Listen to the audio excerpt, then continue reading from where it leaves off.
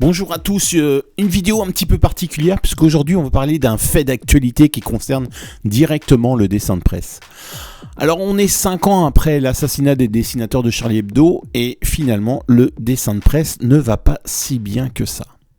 Je vais vous parler d'une situation qui se passe en Algérie et d'un dessinateur qui s'appelle Nîmes. Alors on sait qu'en ce moment en Algérie, depuis le départ de Bouteflika, il y a une sorte de mouvement populaire qui se lève, qu'on appelle le Hirak. Et ce mouvement est bien sûr suivi par de nombreux artistes et notamment des dessinateurs de presse. Alors Hirak c'est quoi ? Ça désigne un peu les séries de manifestations sporadiques qui ont lieu depuis le 16 février 2019 en Algérie. Ça permet de protester surtout contre la candidature de Bouteflika au départ et puis suite au départ de Bouteflika à la candidature des différents candidats au poste de président qui finalement ne sont que des successeurs de Bouteflika.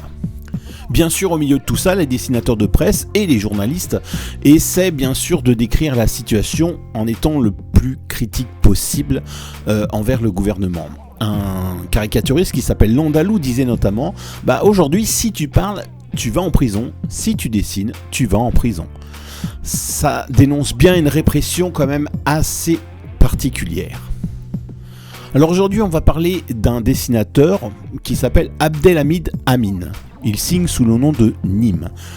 C'est un dessinateur, mais ce n'est pas qu'un dessinateur. Il est BDiste, il est aussi journaliste spécialisé BD dans le quotidien algérien El Watan.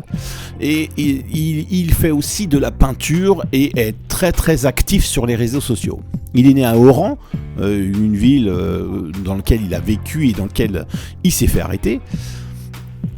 Il est assez libre puisqu'il s'auto-publie et il publie la plupart de ses dessins dans son blog qui s'appelle Dans ma bulle ou sur Twitter. Alors l'artiste est très estimé des Algériens, il est très très suivi dans les réseaux sociaux et c'est ce qui dérange sûrement le gouvernement algérien. En novembre, il publie un dessin sur son blog qui est plutôt une peinture qui est très critique envers les autorités algériennes. Ça représente différents candidats à la présidence dans une situation qui laisse rappeler Cendrillon et la chaussure de verre. Bref, le dessin représente bien sûr une sorte de mise en scène qui nous fait croire que la nouvelle présidence sera un conte de fées alors que tout est organisé et rien ne change. Cette publication ne se fait pas dans un journal, ça se fait sur son blog, sur son Twitter, et n'a vraiment pas plu aux autorités. Alors il est arrêté le 26 novembre à Oran, et on fait une descente dans son bureau, on lui confisque ses dessins, on lui confisque tout son matériel informatique, et lui est embarqué aussitôt par la police. Il apprend alors qu'on lui reproche non pas que ce dessin, mais 3 dessins en tout, et notamment des dessins représentant une sorte de Titanic représentant l'Algérie, et un autre dessin que voici. Alors, on veut lui faire 18 mois de prison, juste pour un dessin, et en fait, le tribunal le condamne à 1 an de prison, dont 3 mois fermes. Et oui, vous m'entendez bien, juste pour un dessin. La page Facebook du Comité national pour la libération des détenus que vous pouvez suivre annonce la nouvelle et essaie bien sûr de faire bouger les choses. Allez voir cette page Facebook et vous verrez bien qu'il n'y a pas que ce dessinateur bien sûr qui a des ennuis avec la justice, de nombreux journalistes, enfin bref, à partir du moment où on critique le gouvernement en Algérie, on peut se retrouver en prison. On compte notamment plus de 140 manifestants arrestés et emprisonnés depuis juin dernier par exemple.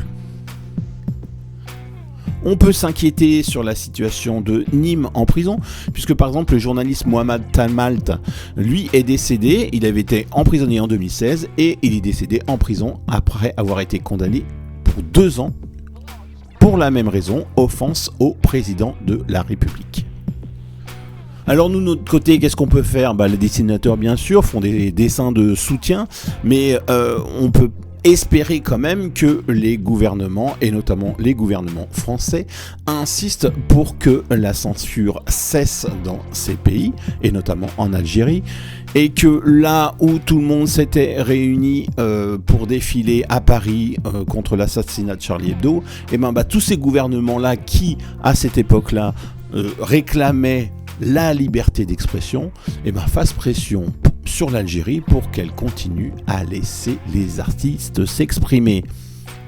Voilà, on espère que tout cela va changer, et puis on croise les doigts pour que Nîmes puisse enfin sortir de prison et s'exprimer librement.